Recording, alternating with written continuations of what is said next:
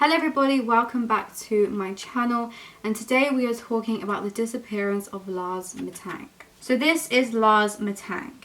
He was 28 years old. Lars was actually partying and on a vacation near a party destination near the Black Sea in Bulgaria with a group of friends. Lars arrived in Varna, I hope I'm saying that right, on the 30th of June. They were very excited for their holiday, you know, their vacation. They were over the moon. They were so happy to be there. They were residing at Golden Sands, which was a popular resort kind of central area and hosted many of the main kind of parties and events and stuff, you know. It was the real kind of party place. Now, within a few days of their vacation, Lars and his friend group actually had an altercation with a German group of people. Supposedly, football was the thing that kicked everything off. Now, this has like contradicting information, so it's not precisely clear, but they do believe that Lars was kind of jumped on by these group of people when they returned home from a night out, and because of this he suffered minor injuries. On this night out, Lars's friends went to get some takeaway food. Lars waited outside, but when they came back outside, he was nowhere to be seen. After they searched for a brief period of time, they just assumed that he went back to the hotel that they were staying at. And then they proceeded to go back to the hotel themselves just to check. However, when they got to the hotel, there was no sign of him. He was gone. They decided to go to bed, and hopefully when they woke up the next morning, he would be back. Lars did actually come back that morning, but he had taken a beat.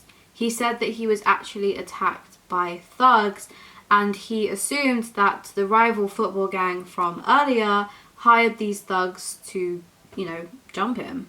The group were actually scheduled to fly home that day. However, because of how bad Lars' injuries were, he had to go to hospital. He told the group that they should catch their flight, and he would catch a later flight that day to come home. The group then separated. His friends took a taxi to the airport, and Lars went to a hospital. Lars had actually injured his eardrum, so the doctor advised him not to fly. He suggested that Lars should not fly home for a couple of days. The doctor then wanted to do a surgery on his eardrum, however Lars refused. He didn't want to have surgery in a different place to his home. He did get some antibiotics and just took them for the eardrum. So Lars was stuck for a few days. He was unable to travel home, so he wanted to look for some cheap accommodation and actually found a hotel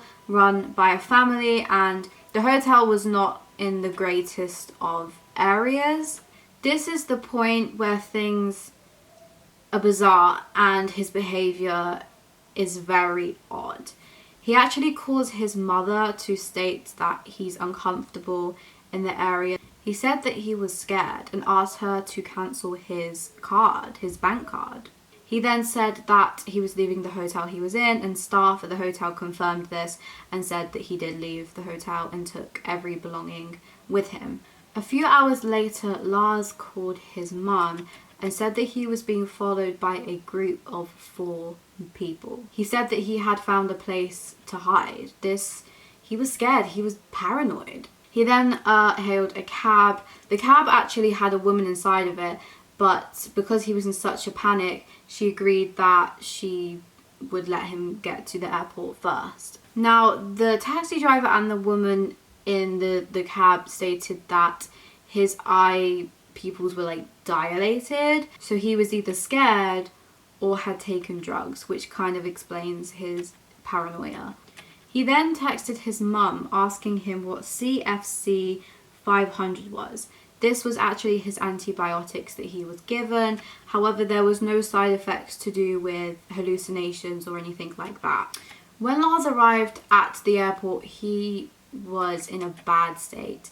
He was paranoid. He still thought that the men were following him. His mum actually recommended for him to go and see a doctor.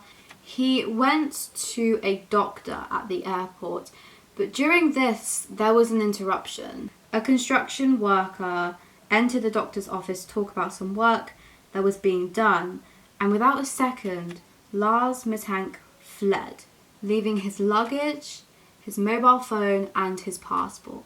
This was actually captured on CCTV footage.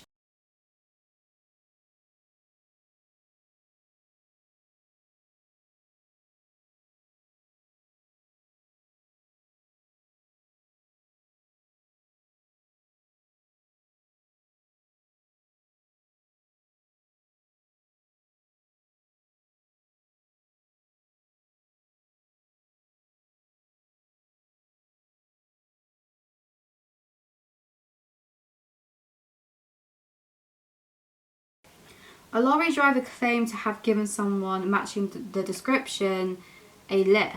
His mother, Sandra, since then has returned numerous times to the area and has even hired a private investigator. Still to this day, there remains a €40,000 award for information. But this was weird because he literally just vanished.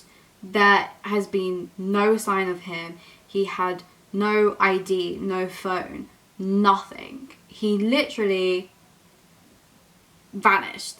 In the airport, he was actually overheard saying, "I don't want to die here, I have to get out of here," before getting up to leave. He also had no history of mental illness or anything that could have given him hallucinations or made him paranoid or anything like that. There was nothing. A popular theory is that he was actually looking for an excuse to run, to start a new life away from everything. However, he was on good terms with his loved ones. There had been nothing happening in his life to suggest that this was even an option. There is a theory that with the antibiotics that he was taking, perhaps Lars was taking another substance which had an involvement in any hallucinations that he had. There is another theory that suggests that he was actually murdered by the people who he thought was following him. That is honestly it for this case. That's it. There is nothing. There is nothing. I've had to use my phone for this last bit because my camera has died, but that is it for this case. There is no sightings of him, there is no evidence, there is nothing at all. He has literally just vanished into thin air. He's gone. Thank you for watching this video. Make sure to subscribe, give it a big thumbs up, and I will see you in my next video. Bye guys.